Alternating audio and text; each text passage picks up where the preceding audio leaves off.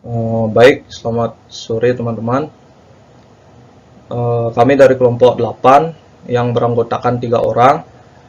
Di kesempatan kali ini kami akan menjelaskan mengenai penjadwalan Linear Schedule Method atau LSM. Selanjutnya itu Project Evaluation dan Review Teknik atau PERT.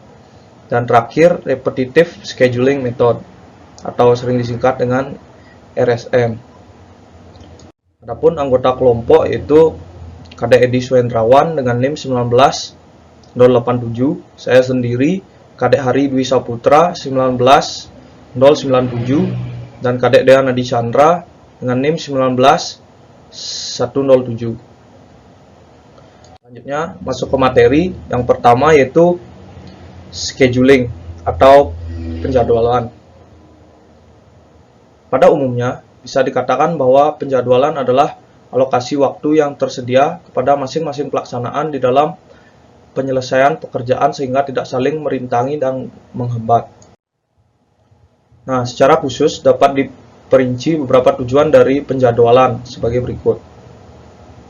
A. Yaitu membebankan pedoman kepada satuan-satuan pelaksana bawahan atau subordinate units mengenai batas-batas waktu bagi awal dan akhir dari tugas masing-masing. Yang B yaitu membebankan sarana bagi pimpinan pelaksanaan untuk koordinasi, terutama dalam memberikan alokasi prioritas-prioritas yang perlu. C yaitu menjadi ukuran untuk menilai kemajuan suatu pelaksanaan masing-masing bagian pekerjaan dengan maksud untuk menentukan saat perlunya campur tangan pimpinan pada pelaksanaan tugas satuan bawahnya atau keadaan kritis. Selanjutnya, faktor-faktor yang mempengaruhi penjadwalan. Schedule pada hakikatnya adalah pengukuran atau plotting pelaksanaan kegiatan kepada unsur waktu sepanjang masa yang diperlukan untuk menyelesaikan sekumpulan kegiatan tersebut. Secara ringkas dapat disebutkan bahwa faktor-faktor yang mempengaruhi penjadwalan adalah sebagai berikut. Yang pertama itu ada cuaca. Nah, keadaan cuaca yang mempengaruhi lamanya penyelesaian pekerjaan adalah seperti saat hujan, panas yang sangat terik, dan saat turun salju. Yang kedua itu hari raya nasional dan libur nasional. Dan yang ketiga, panjangnya waktu penyelesaian pekerjaan. Nah, selanjutnya itu ada asas penjadwalan. Pembuatan suatu jadwal waktu yang terperinci dipengaruhi oleh 4 hakikat yang tidak boleh diabaikan, yaitu A. Pekerjaan-pekerjaan yang dijadwalkan tidak boleh melebihi kemampuan yang tersedia untuk kegiatan pelaksanaannya. B. Pekerjaan-pekerjaan yang dijadwalkan harus mengikuti urutan-urutan yang dicantumkan untuk masing-masing kegiatan. Pekerjaan-pekerjaan yang berpengaruh pada pekerjaan lainnya harus diprioritaskan. Dan yang terakhir itu penjadwalan harus menjamin kelangsungan atau kontinuitas pelaksanaan pekerjaan dalam skala keseluruhan. Nah, selanjutnya kita masuk ke Linear Scheduling Method atau metode penjadwalan linear. Nah, dalam manajemen konstruksi, penggunaan berbagai metode penjadwalan dalam perencanaan dan pengendalian proyek-proyek konstruksi sangat membantu dalam meningkatkan efisiensi waktu dan biaya.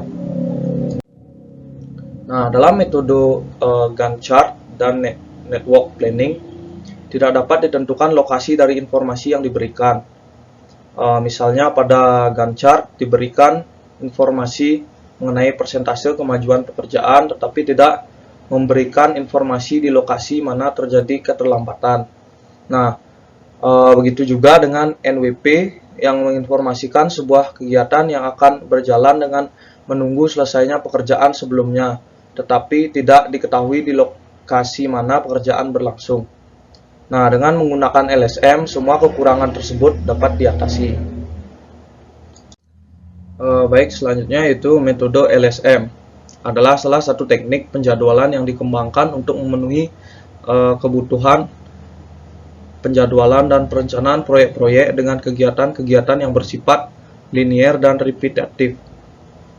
Ada beberapa penamaan yang dianggap mempunyai kesamaan dengan metode penjadwalan linear, misalnya Vertical Production Method atau VPM yang sering juga digunakan pada pembangunan gedung bertingkat banyak atau high-rise building. Selanjutnya itu bentuk dasar presentasi LSM. Pertama itu semu tegak pada gambar menggambarkan lokasi sepanjang suatu proyek atau juga kuantitas pekerjaan yang diselesaikan untuk pekerjaan-pekerjaan repetitif, sedangkan semu mendatar menggambarkan waktu pelaksanaan proyek. Selanjutnya, kecepatan kemajuan pekerjaan yang direncanakan diperlihatkan dengan mudah dan lokasi kegiatan yang sedang berlangsung diperlihatkan pada gambar. Nah, kegiatan-kegiatan digambarkan dalam bentuk garis-garis lurus diagonal. Baik, nah ini adalah gambar yang dimaksud dari penjelasan tadi. Di sini pada sumbu Y terdapat lokasi dan di sumbu X sebagai waktu atau hari, dimana garis paling tipis yaitu penggalian, kedua yaitu pemasangan, dan yang paling tebal adalah penimbunan, dimana A pekerjaan terlambat, B pekerjaan lebih cepat, C terjadi interupsi, dan D terjadi restraint. Nah, untuk selanjutnya itu gambar lokasi diperlihatkan sebagai berikut. Bisa dilihat pada gambar. Selanjutnya yaitu mengenai diagram metode penjadwalan linier. Nah, diagram metode penjadwalan linier adalah diagram yang memperbandingkan antar waktu dan lokasi. Perubahan dalam lokasi persatuan waktu merupakan suatu ukuran kemajuan atau kemunduran kegiatan menurut David W. Johnston, yaitu 1981. Nah, garis miring pada gambar menunjukkan aktivitas I, sedangkan sudut kemiringan memperlihatkan tingkat produksi terhadap waktu Q. Nah, secara umum dapat dirumuskan sebagai R dikali J, berarti produktivitas I pada lokasi J. Nah, kemajuan yang dicapai dapat digambarkan sebagaimana pada gambar B, yaitu pengembaraan garis kemajuan kegiatan, yaitu berupa kurva linier. Baik, nah untuk dapat menggunakan LSM maka perlu dikenali beberapa elemen dasarnya, yaitu yang pertama interupsi. Nah, interupsi terjadi bila R IJ sama dengan 0. Artinya ada kegiatan tetapi tingkat produktivitas 0. Misalnya saat perbaikan alat, ketika perbaikan alat dilakukan, diperlukan waktu untuk memperbaiki, tetapi secara keseluruhan tingkat produktivitas kegiatan atau proyek adalah 0. Nah, bisa dilihat pada gambar A, di mana interupsi terjadi pada garis putus-putus. Yang kedua, yaitu restraint. Nah, restraint adalah suatu aktivitas yang tergantung pada keterbatasan sumber daya dan hanya bisa dimulai apabila aktivitas sebelumnya telah selesai, sehingga sebelum kegiatan lain selesai menggunakan sumber daya tersebut, kegiatan yang menggunakan sumber daya yang sama tidak dapat dilanjutkan. Pada restraint kadang-kadang perlu interupsi guna mobilitas peralatan. Nah, untuk lebih jelasnya dapat dilihat pada gambar, yaitu restraint terjadi pada garis putus-putus.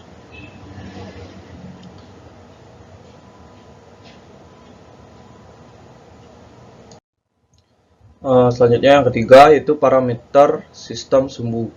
Kerjaan per fungsi waktu atau hari, jam, minggu, dan sebagainya. Lokasi dapat dinyatakan dengan berbagai cara. Nah, untuk proyek linier, jarak merupakan ukuran yang cocok yang dapat dinyatakan dengan km, meter, dan lain-lain, atau pada posisi seperti sta 1, sta 2, dan seterusnya. Sedangkan pada pembangunan gedung bertingkat, lokasi dapat dinyatakan dengan jumlah lantainya atau tingkatnya. Nah, yang keempat yaitu tingkat produktivitas kegiatan. Nah, tingkat produktivitas dari setiap pekerjaan dapat dihitung secara estimasi, biasa sebagai fungsi dari jenis kegiatan, peralatan yang digunakan, pekerja, dan kondisi kerja, di mana W sama dengan F, atau jenis kegiatan atau peralatan. Nah, untuk suatu kegiatan X, tingkat produktivitas dinyatakan dengan R dikali J, di mana J menunjukkan perbedaan kemiringan dari kegiatan. Artinya semakin mendatar garis kegiatan, maka semakin kurang produktivitasnya. Baik, sekian penjelasan dari LSM dan selanjutnya akan dijelaskan oleh teman saya. Baik, materi selanjutnya yaitu PERT atau Project Evaluation and Review Technique. Project Evaluation and Review Technique atau PERT adalah metode yang ditemukan dalam upaya meningkatkan kualitas perencanaan dan pengendalian dalam proyek selain metode CPM. Bila CPM memperkirakan waktu komponen kegiatan proyek dengan pendekatan deterministik satu angka yang mencerminkan adanya kepastian, maka PERT direkayasa untuk menghadapi situasi dengan kadar ketidakpastian atau uncertainty yang tinggi pada aspek kurun waktu kegiatan. PERT ini memakai pendekatan yang menganggap bahwa kurun waktu kegiatan tergantung pada banyak faktor dan variasi, sehingga lebih baik perkiraan diberi rentang atau range, yaitu dengan memakai 3 angka estimasi. PERT juga memperkenalkan parameter lain yang mencoba mengukur ketidakpastian tersebut secara kuantitatif, seperti deviasi standar dan varians. Dengan demikian, metode ini memiliki cara yang spesifik untuk menghadapi hal tersebut yang memang hampir selalu terjadi pada kenyataannya dan mengakomodasikannya dalam berbagai bentuk perhitungan. Selanjutnya, orientasi ke peristiwa. Pada gambar 5.1 yang akan ada pada slide selanjutnya, itu dijelaskan tentang proses pengerjaan mengecor pondasi. Di sini, metode PERT yang berorientasi terjadinya peristiwa ingin mendapatkan penjelasan kapan peristiwa mengecor pondasi dimulai atau EI dan kapan peristiwa mengecor pondasi selesai atau EJ. Sedangkan CPM menekankan keterangan perihal pelaksanaan kegiatan mengecor pondasi dan berapa lama waktu yang diperlukan atau D. Meskipun di antara terjadinya suatu peristiwa tidak dapat dipisahkan dari kegiatan yang harus dilakukan untuk mencapai atau melahirkan peristiwa tersebut, namun penekanan yang dimiliki masing-masing metode perlu diketahui untuk memahami latar belakang dan maksud pemakaiannya. PERT diperkenalkan dalam rangka merencanakan dan mengendalikan proyek besar dan kompleks, yaitu contohnya pembuatan peluru kendali Polaris yang dapat meluncur dari kapal selam di bawah permukaan air. Proyek tersebut melibatkan beberapa ribu kontraktor dan rekanan di mana pemilik proyek berkeinginan mengetahui apakah peristiwa-peristiwa yang memiliki arti penting dalam penyelenggaraan proyek seperti milestone dapat dicapai oleh mereka atau bila tidak seberapa jauh penyimpangannya. Hal ini menunjukkan PERT lebih berorientasi ke terjadinya peristiwa atau event oriented, sedangkan CPM condong ke orientasi kegiatan atau activity oriented.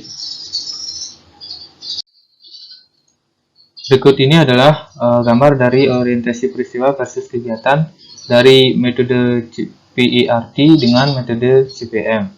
Dilihat pada metode PERT, di sini EI-nya merupakan peristiwa mengecor fondasi itu dimulai, kemudian sampai pada EJ atau peristiwa mengecor fondasi selesai. Sedangkan pada metode CPM atau orientasi kegiatannya yaitu itu menjelaskan mengenai kurun waktu dari kegiatan mengecor fondasi tersebut.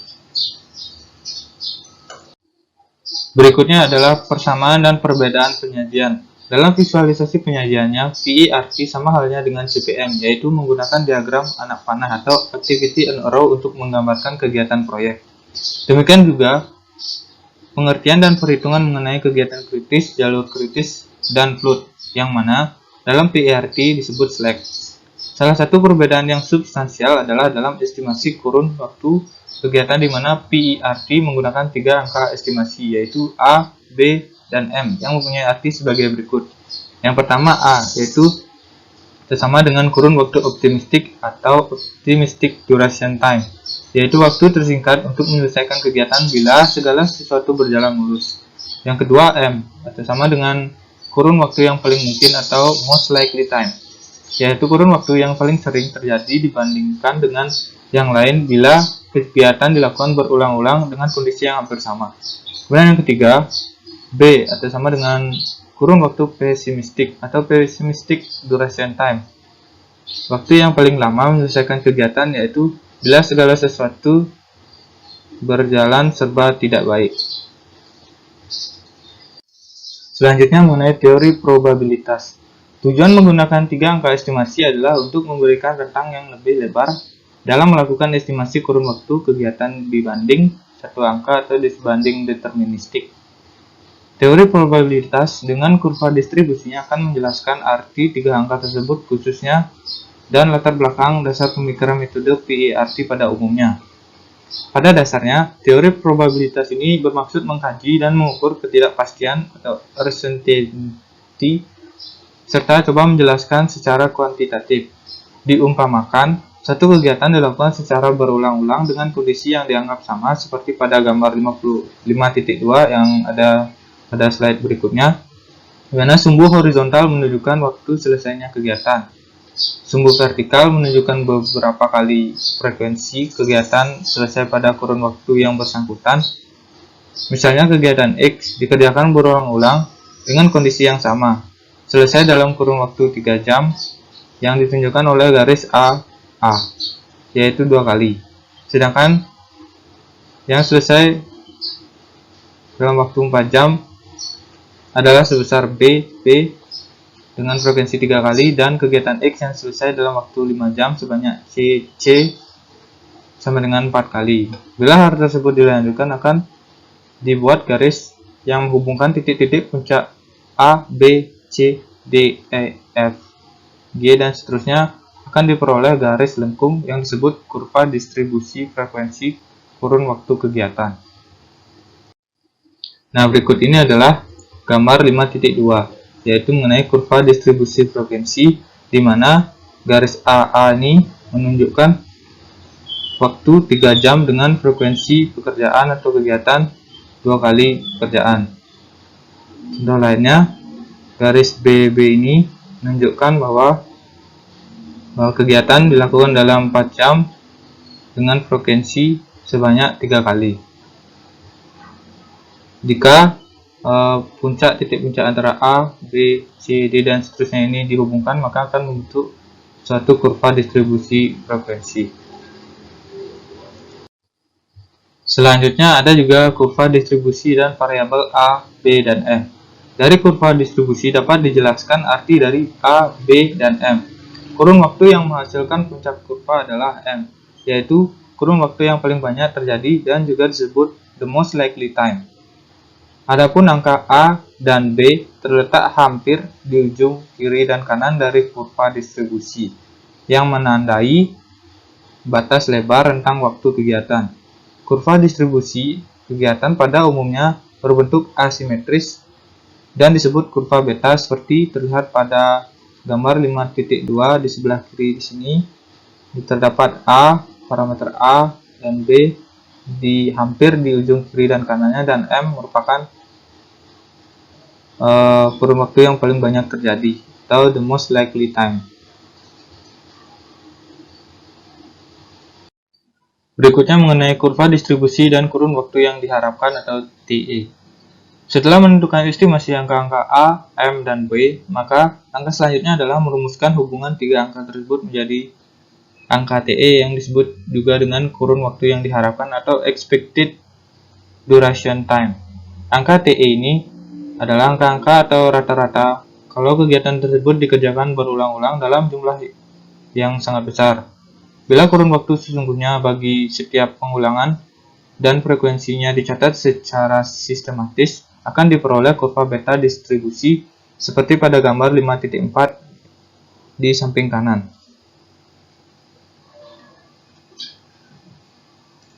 Lebih lanjut dalam menentukan TE, dipakai asumsi bahwa kemungkinan terjadinya peristiwa optimistik atau A dan pesimistik B adalah sama. Sedangkan jumlah terjadinya peristiwa paling mungkin atau M adalah 4 kali lebih besar dari kemungkinan terjadinya peristiwa di atas, sehingga bila diluluskan dengan rumus adalah sebagai berikut, yaitu rumus dari kurun waktu pada kegiatan yang diharapkan atau TE sama dengan kurung buka A ditambah 4M ditambah B kurung tutup dikali dengan 1/6. Bila garis tegak lurus dibuat melalui TE, maka garis tersebut akan membagi dua sama besar area yang berada di bawah kurva beta distribusi. Nah, perlu ditekankan di sini perbedaan antara kurva waktu yang diharapkan atau TE dengan kurun waktu paling mungkin M akan menunjukkan angka M terkaan atau perkiraan oleh estimator, sedangkan TE adalah hasil dari rumus perhitungan matematis.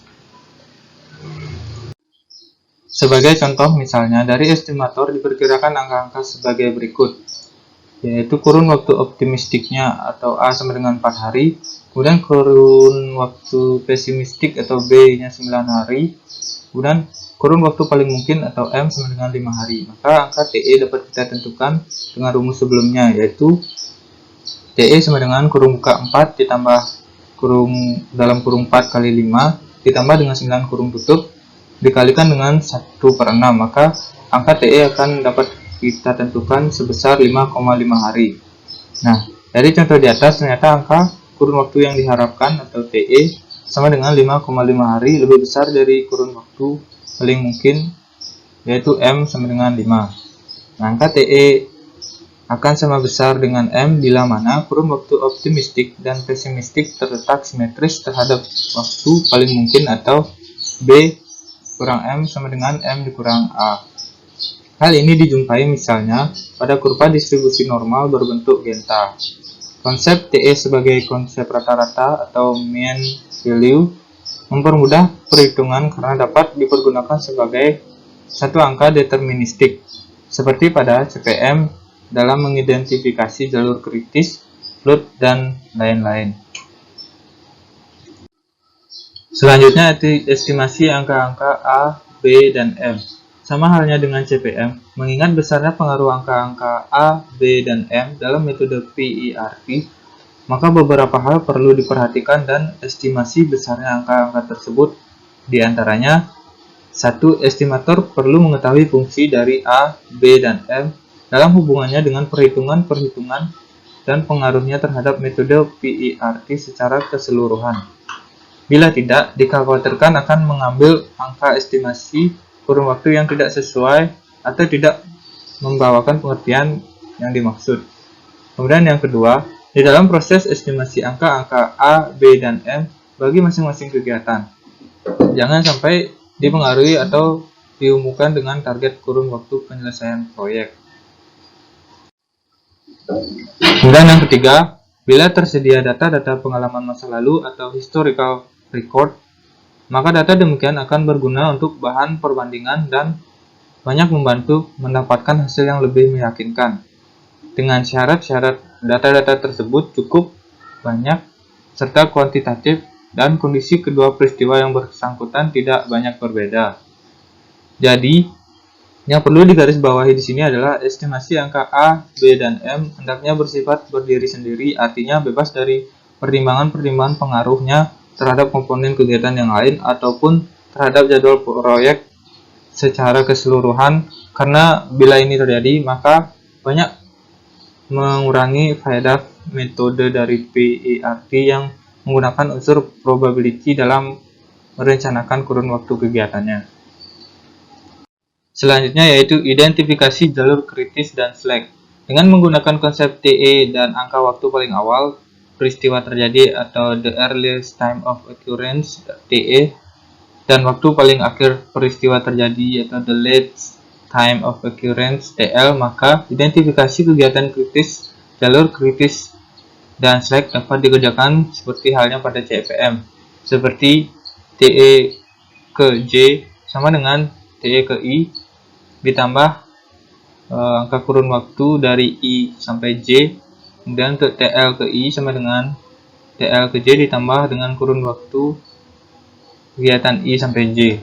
Nah, pada jalur kritis berlaku slack sama dengan 0 atau TL dikurangi TE sama dengan 0. Untuk rangkaian kegiatan-kegiatan lurus atau tanpa cabang misalnya terdiri dari 3 kegiatan dengan masing-masing TE 1 sampai 2, TE 2 sampai 3, dan TE 3 sampai 4, dan TE 1 sebagai peristiwa awal, maka total kurun waktu sampai TE keempat adalah TE keempat sama dengan TE 1 ditambah TE 1 sampai 2 ditambah TE 2 sampai 3 dan ditambah TE 3 sampai 4. Sedangkan untuk rangkaian yang memiliki kegiatan-kegiatan yang bergabung atau memencar juga berlaku rumus-rumus pada metode CPM yang bersangkutan. Gambar 5.5 pada slide atau slide berikutnya adalah contoh dari perhitungan menentukan jalur kritis dan slack proyek sederhana yang terdiri dari 7 kegiatan. Selanjutnya ini adalah gambar 5.5 mengenai jaringan kerja dengan angka-angka A, M, dan B yang berada di bawah dari anak panah ini. Yang ini merupakan A-nya, ini M-nya, dan ini adalah B-nya. Begitu juga pada kegiatan 1, 2, 3, sampai dengan 7. Nah, angka A, B, dan M ditulis di bawah anak panah seperti yang sudah saya jelaskan tadi. Untuk mendapatkan nilai TE masing-masing kegiatan digunakan persamaan berikut ini. Contohnya itu TE dari kegiatan 1 sampai 2 itu sama dengan 1/6 dalam kurung 1 ditambah 4 kali 4 ditambah dengan 7. Maka didapatkan angka TE-nya adalah 4. Begitu juga dengan menentukan angka TE selanjutnya, TE 2 kegiatan 2 sampai 3 sampai pada TE ke kegiatan 6 sampai ke 7. Caranya sama seperti TE kegiatan 1 sampai 2. Kemudian ini adalah gambar 5.5 mengenai jaringan kerja dan angka-angka A, M, dan B yang berada di bawah anak panahnya ini.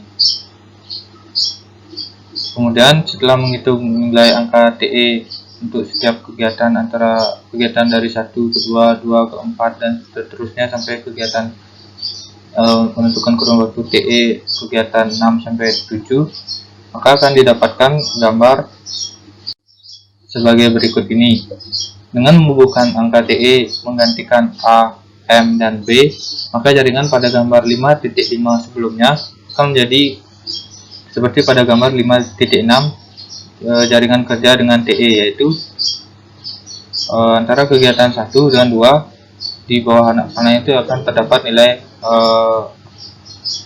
dari kurun waktu atau TE-nya sebesar 4, dan kegiatan 2 sampai 4 itu angka TE-nya adalah 7, dan demikian seterusnya sampai pada kegiatan 6 sampai 7 itu akan mendapatkan angka TE-nya yaitu sebesar 2. Nah, dari perhitungan sebelumnya terlihat bahwa jalur kritis itu terdiri dari rangkaian kegiatan 1, 2, 4, 6 sampai kegiatan 7 dengan total waktu penyelesaian proyek sebesar 21 satuan waktu. Sedangkan jalur non kritis ialah dari kegiatan 2, 3, 4 sampai dengan kegiatan 6 dengan total slack selama 4 satuan waktu. Perlu ditekankan di sini bahwa dalam mengidentifikasi dan menghitung kegiatan kritis maupun jalur kritis seperti apa yang telah dikerjakan sebelumnya, belum memasukkan metode deviasi standar atau varian masing-masing kegiatan komponen proyek yang merupakan salah satu konsep penting dari metode PERT. Nah, berikut ini adalah tabel 5.1 mengenai tabulasi hasil perhitungan TE, TL, dan slack jaringan kerja dari peristiwa atau event ke-1 sampai dengan 7. Nah, kurun waktu, nilai kurun waktu atau angka kurun waktu ini sudah kita tentukan dari perhitungan sebelumnya. Nah, cara menentukan TE, TL, dan slack ini adalah sebagai contoh itu, misalnya kita ingin menentukan TE untuk peristiwa ketiga atau TE ketiga, yaitu sama dengan TE sebelumnya, yaitu yang ini 4 ditambah dengan nilai dari atau angka dari kurun waktu yaitu 2, sehingga TE-nya kita akan dapatkan sebesar 6. Kemudian caranya untuk mencari TL yaitu sebagai contoh, misalnya kita ingin mencari TL pada peristiwa keempat misalnya, maka TL peristiwa keempat atau TL keempat sama dengan TL dari kegiatan sebelumnya. Kegiatan sebelumnya kan berarti kan ini 24, berarti kegiatan sebelumnya 12. Angka TL kegiatan sebelumnya itu 4 ini ditambah dengan yang ini angka TE nya itu 7, maka angka dari TL ke peristiwa keempat didapatkan 11. Nah, untuk angka slacknya itu tinggal dikurang aja antara TL dengan TE, maka didapatkanlah nilai slack itu sebagai berikut. Selanjutnya yaitu deviasi standar dan varians kegiatan. Estimasi kurun waktu kegiatan metode PERT memakai rentang waktu dan bukan satu kurun waktu yang relatif mudah dibayangkan. Rentang waktu ini menandai derajat ketidakpastian yang berkaitan dengan proses estimasi kurun waktu kegiatan. Berapa besarnya ketidakpastian ini tergantung pada besarnya angka yang diperkirakan untuk nilai A dan B. Pada metode PERT, parameter yang menjelaskan masalah ini dikenal sebagai deviasi standar dan varians. Berdasarkan ilmu statistik, angka deviasi standar adalah sebesar dari rentang distribusi B ke A, atau bisa ditulis sebagai rumus sebagai berikut, di mana rumus untuk deviasi standar kegiatan S sama dengan 1/6 dikali B dikurang A, sedangkan rumus dari varian kegiatan adalah V TE sama dengan S kuadrat, atau sama dengan dalam kurung kawal 1/6 dikali B min A dikuadratkan. Nah, untuk lebih memahami maka dari parameter di atas, berikut adalah dua kegiatan A dan B yang memiliki TE yang sama besar, yaitu sama-sama 6 satuan waktu. Akan dikaji beberapa besar deviasi standar dan varian masing-masing kegiatan tersebut bila memiliki angka-angka A dan B yang berbeda. Misalnya pada kegiatan A dan kegiatan B memiliki angka TE yang sama, yaitu 6, dan angka TE di kegiatan B juga 6, namun memiliki S pada kegiatan A itu nilainya 1, sedangkan S pada kegiatan B itu berbeda, yaitu nilainya 2. Dan VTE pada kegiatan A itu nilainya 1, namun pada nilai VTE pada kegiatan 2 itu nilainya 4. Nah, di sini menunjukkan walaupun angka TE-nya sama-sama 6, namun nilai dari deviasi standar dan varians dari masing-masing kegiatan tersebut berbeda. Dari contoh di atas terlihat bahwa meskipun kegiatan A dan B memiliki TE yang sama besar, tetapi rentang waktu untuk rentang waktu A yaitu 10 dikurang 4 sama dengan jauh lebih berbeda dibanding B yang memiliki rentang waktu 14 dikurang 2. Ini berarti kegiatan B mempunyai derajat ketidakpastian lebih besar dibanding kegiatan A dalam kaitannya estimasi kurun waktu. Nah, gambar 5.7 pada slide berikutnya akan memperlihatkan contoh di atas disajikan dalam bentuk grafik. Nah, berikut ini adalah gambar 5.7 mengenai derajat ketidakpastian yang tadi sebelumnya sudah kita hitung, di mana angka A dan B itu sangat mempengaruhi dalam menentukan deviasi standar dan varians.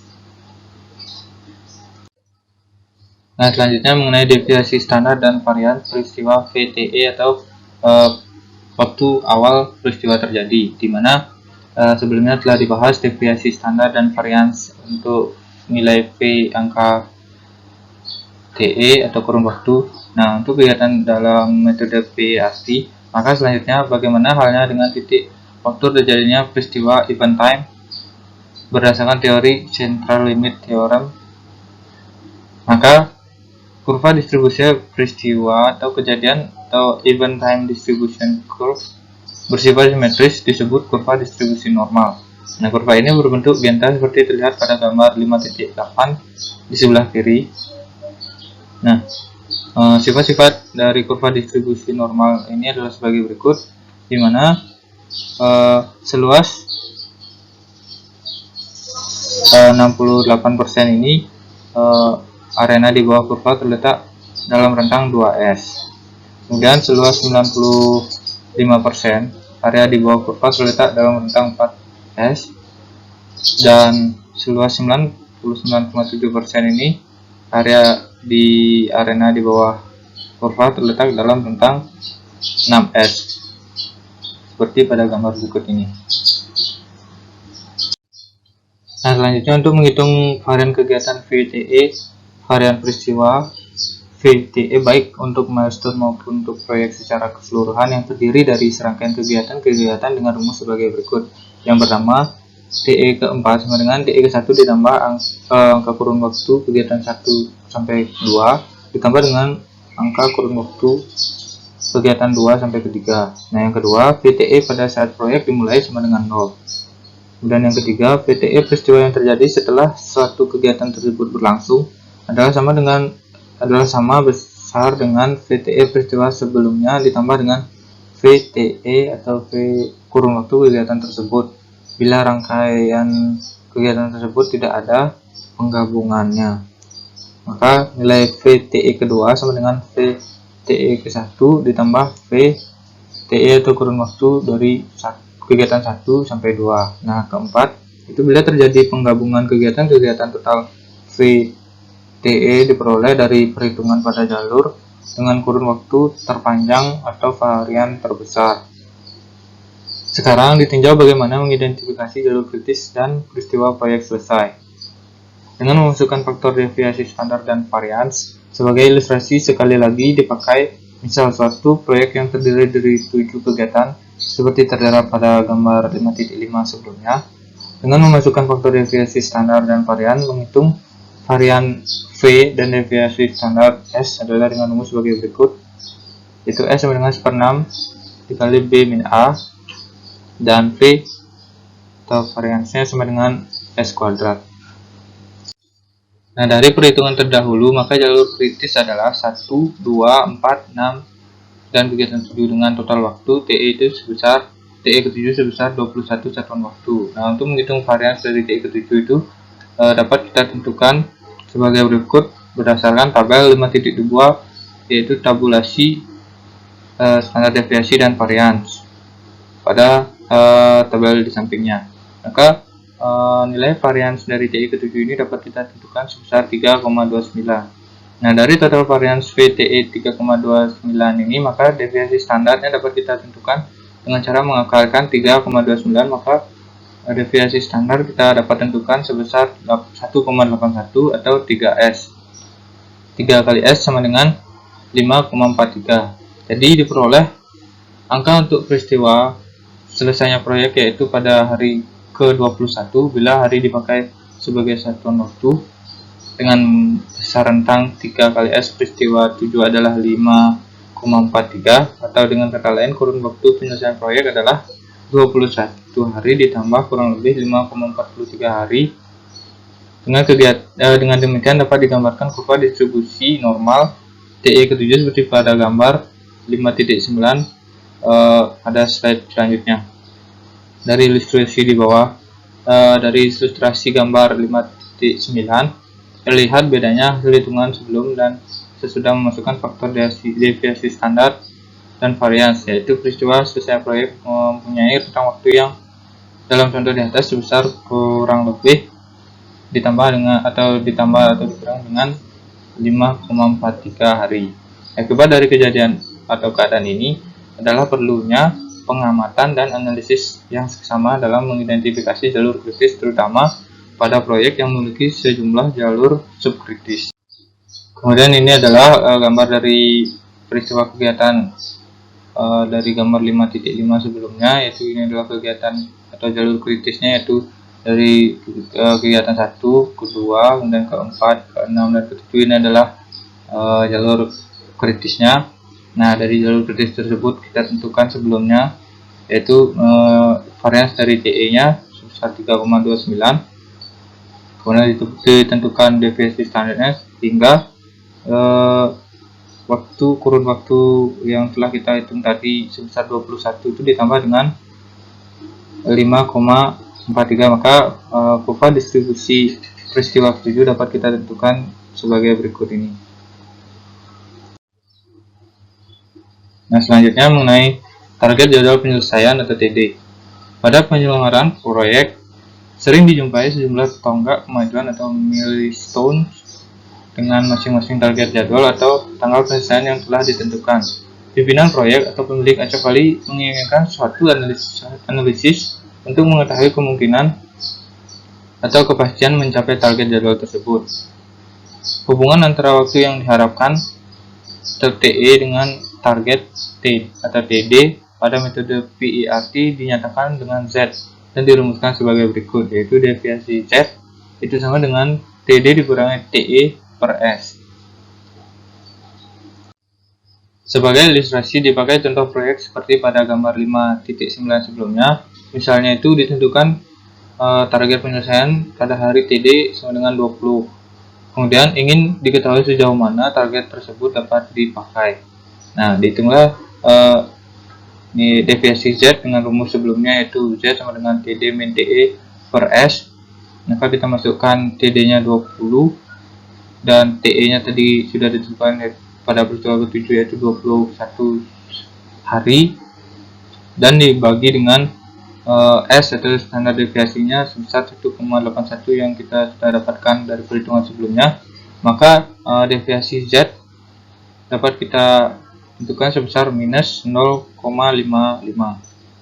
Nah, dengan angka Z sama dengan minus 0,55 diperoleh angka probabilitas proyek selesai pada target TD sama dengan 20 adalah sebesar 29%. Perlu ditekankan di sini bahwa dalam menganalisa kemungkinan di atas dikesampingkannya adanya usaha-usaha tambahan guna mempercepat penyelesaian pekerjaan, misalnya dengan penambahan sumber daya. Dengan diketahui indikasi berapa persen kemungkinan tercapainya target jadwal suatu kegiatan, maka hal ini merupakan informasi yang penting bagi pengelola proyek untuk mempersiapkan langkah-langkah yang diperlukan. Nah, ini adalah gambar 5.9, gambar dari kurva distribusi yang sebelumnya. Kemudian next slide. Selanjutnya adalah ringkasan menghitung TE atau milestone proyek selesai dan kemungkinan mencapai TD target atau target yang diinginkan.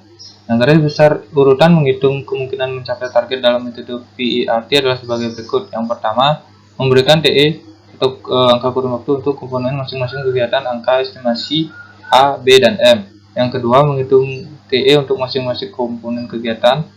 Dan yang ketiga, mengidentifikasi kegiatan kritis, yaitu menghitung kurun waktu penyelesaian proyek atau milestone, yaitu TE sama dengan jumlah TE kegiatan dikurangi dengan kegiatan kritis. Yang keempat, menentukan varians untuk masing-masing kegiatan kritis pada jalur kritis terpanjang menuju titik peristiwa TE yang dimaksud. Dipakai rumus sama dengan rumus V sama dengan TE sama dengan jumlah V TE kegiatan kritis. Yang kelima, sebagai langkah terakhir untuk menganalisa kemungkinan mencapai target atau TD dipakai rumus S sama dengan TD dikurangi TE per S, di mana S kuadrat sama dengan VTE. Nah, yang keenam yaitu dengan menggunakan tabel kumulatif normal distribution function akan dapat ditentukan kemungkinan persen proyek selesai pada target TD.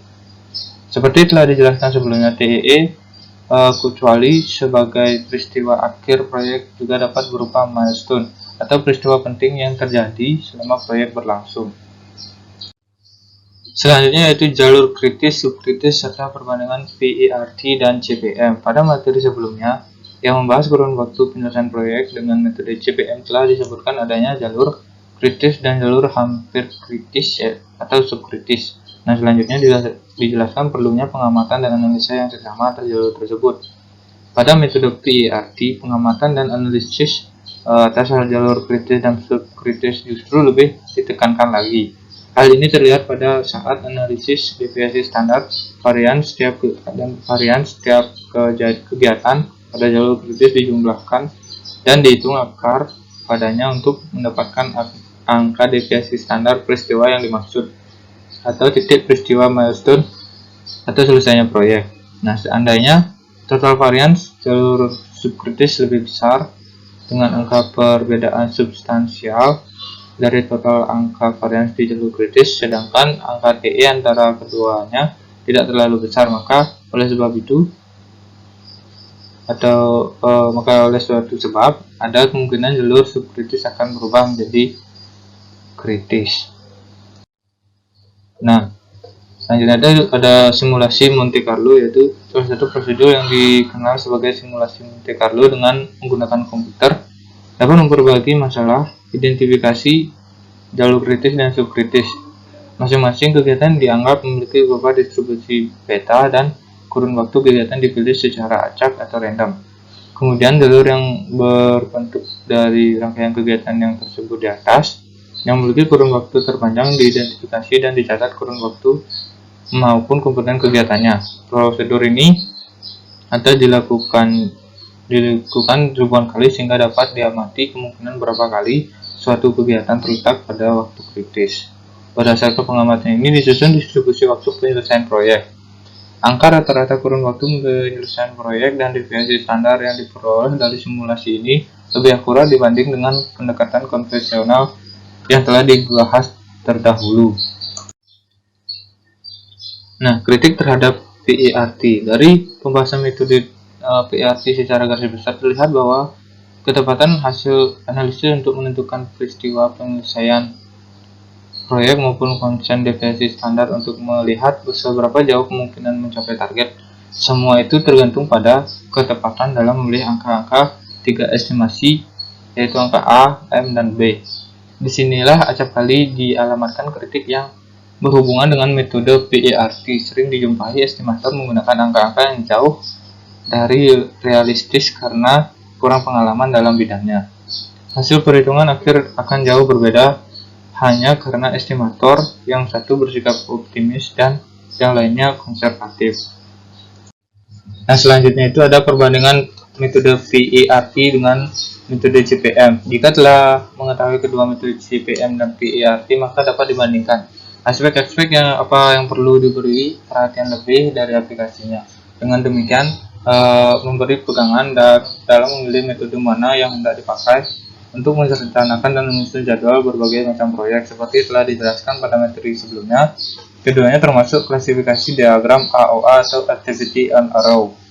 Nah, satu hal lagi mengenai kedua metode tersebut adalah dengan adanya faktor varians, maka pada metode PERT perlu diperhatikan jalur subkritis karena oleh sesuatu sebab mungkin saja terjadi kritis dengan segala akibatnya. Nah, ini tidak ada pada CPM. Baik, demikianlah materi pemaparan dari saya mengenai metode PERT atau Project Evaluation and Review Technique. Untuk materi selanjutnya akan dilanjutkan oleh teman saya. Terima kasih. Baik, selanjutnya materi RSM atau Repetitive Scheduling Method. Adapun topik yang akan dibahas, yang pertama mengenai apa itu pengertian RSM, yang kedua penggambaran diagram RSM, ketiga rangkaian pengontrol, dan terakhir penerapan RSM. Pengertian RSM. RSM atau Repetitive Scheduling Method adalah suatu metode penjadwalan yang pada umumnya dipergunakan untuk proyek yang memiliki kegiatan berulang. Jadwal RSM dipresentasikan oleh grafik seperti dalam pembuatan rencana XY dari seri produksi garis, yang mana dari setiap presentasi kegiatan RSM mengenalkan control point menjadi konsep baru untuk menempati urutan produksi garis yang mungkin memisahkan satu sama lain atau bertemu, tergantung pada relatif kemiringannya. Suatu proyek dikatakan bersifat repetitif jika proyek tersebut memiliki kegiatan yang sama dan berulang. Beberapa proyek yang bersifat repetitif antara lain pembangunan perumahan, proyek konstruksi bangunan bertingkat tinggi, dan pembangunan jalan raya. Di dalam metode ini terdapat istilah titik control point. Dengan adanya titik control point ini, penentuan posisi antar unit kegiatan yang ditinjau dapat terlihat, baik berupa garis kegiatan yang saling melebar atau divergen, ataupun saling menyatu atau konvergen, tergantung pada durasi tiap-tiap pekerjaannya. Titik control point ini terletak di antara dua garis produksi kegiatan. Selanjutnya penggambaran diagram RSM. Yang pertama, garis-garis produksi yang saling menyempit atau konvergen. Pada gambar di samping dapat dilihat bagan balau hubungan antara pekerjaan A dan B. Pekerjaan A yang ditandai dengan A1, A2, dan A3 berdurasi selama 3 hari, sedangkan pekerjaan B yang ditandai dengan B1, B2, dan B3 berdurasi 2 hari. Hubungan antara pekerjaan ini ialah finish to start atau FS, yang artinya pekerjaan B dilakukan setelah pekerjaan A selesai. Terlihat pada bagan balok B1 digambarkan setelah balok A1, begitu juga dengan seterusnya. Gambar di samping menunjukkan diagram RSM. Dapat dilihat hubungan FS atau finish to start ditunjukkan dengan garis putus-putus seperti pada gambar bagian yang ini. Dari gambar tersebut juga dapat dilihat adanya jeda atau lag antar unit pekerjaan B1 dengan B2 seperti pada yang ini dan juga pada yang ini. Yang dapat diartikan bahwa penggunaan sumber daya pada pekerjaan tersebut terputus dan menjadi tidak efektif. Yang kedua, garis-garis produksi yang saling melebar atau divergen. Contoh dari garis produksi yang saling melebar dapat dilihat pada gambar A.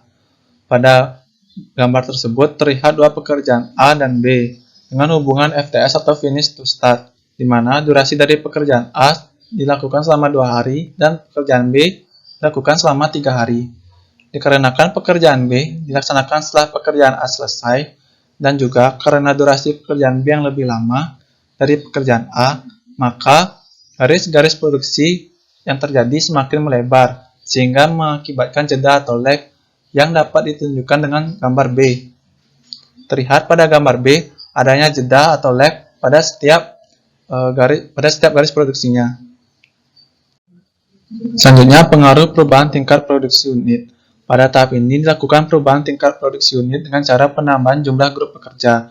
Misalkan, grup pekerja pada masing-masing kegiatan A ditambah sehingga durasi kegiatan A menjadi lebih cepat, yang awalnya 3 hari menjadi 2 hari. Dengan berubahnya durasi kegiatan A, maka titik kontrol pekerjaan AB ikut berubah. Yang awalnya terletak setelah pekerjaan A pada unit 1 selesai menjadi terletak setelah pekerjaan A pada unit 3 selesai. Pada gambar, titik kontrol AB ada 2, yang pertama terletak di sini dan di sini. Hal ini berpengaruh terhadap durasi total, yang awalnya 11 hari berubah menjadi 8 hari. Pada gambar, pekerjaan tersebut selesai pada hari ke-21. Namun setelah ditambahkan grup pekerja, pekerjaan tersebut selesai pada hari ke-18. Selanjutnya, rangkaian pengontrol. Dalam metode RSM, rangkaian kegiatan-kegiatan menentukan durasi minimal proyek dinamakan rangkaian pengontrol. Rangkaian ini tetap menggunakan kaedah-kaedah teknik pendahulu, ketersediaan sumber daya, dan batasan kontinuitas sumber daya. Melalui titik kontrol atau control point, yang membuat rangkaian berpindah dari garis produksi yang satu ke garis produksi yang lainnya. Cara menentukan titik kontrol adalah dengan meninjau hubungan logis antar aktivitas, diikuti dengan melihat durasi masing-masing aktivitas tersebut. Pada umumnya, hubungan aktivitas yang melebar atau divergen, titik kontrolnya akan terletak di awal unit pekerjaan itu dimulai. Misalkan, pekerjaan A berdurasi 2 hari dan pekerjaan B berdurasi 3 hari. Dengan hubungan keduanya adalah finish to start dengan total 5 unit, maka titik kontrolnya terletak setelah pekerjaan A pada unit 1 selesai. Sebaliknya, apabila pekerjaan A berdurasi 2 hari dan pekerjaan B berdurasi selama 1 hari, maka titik kontrolnya terletak setelah pekerjaan A pada unit 5 selesai. Dan top yang terakhir yaitu penerapan RSM. Penerapan RSM dapat menjadi alternatif dalam menjadwalkan proyek-proyek yang multi-unit. Dengan menggunakan metode ini, dapat menjamin penggunaan sumber daya yang berkelanjutan tanpa adanya penundaan atau slack antar pekerjaan. Metode RSM ini mempunyai beberapa kelebihan, seperti penampakan diagramnya yang lebih sederhana serta mudah dibaca, karena merupakan diagram berskala waktu atau time scale network. Baik, sekian presentasi dari kelompok kami. Apabila ada kesalahan, mohon dimaafkan, dan kami tutup dengan ucapan terima kasih.